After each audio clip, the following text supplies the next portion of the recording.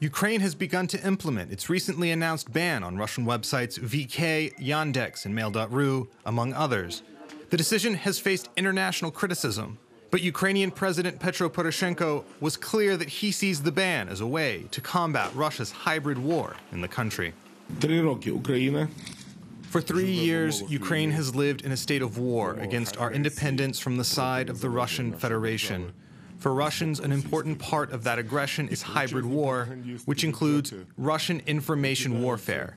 Huge propaganda budgets are allocated to destabilize the situation in Ukraine and in Europe.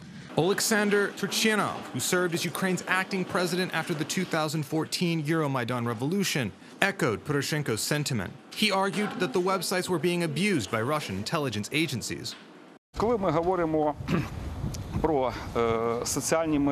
When we talk about VK, Odnoklassniki, and others, these social networks are used on one hand for the illegal gathering of information, and on the other hand, they are used for information aggression against our country, propaganda. They're also used for recruiting Russian special forces.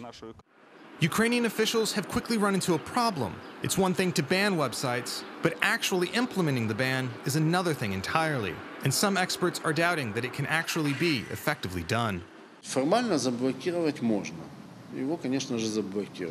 Of course, it's possible to block sites formally, but will you get the result you're looking for? Most likely not in a significant way, because people will start getting around the blocks. Mobile apps will be able to get around the blocks because they're not tied to a domain.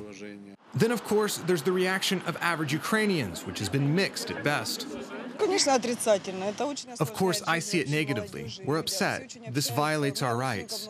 We have relatives in Russia. Now we can't communicate with them. It should have been done 3 years ago. The Russian internet space should have been closed. The international community has been more uniform in its criticism of the move. Human Rights Watch panned the decision as an attack on the right to information, and the head of the Council of Europe said it goes against their understanding of freedom of expression.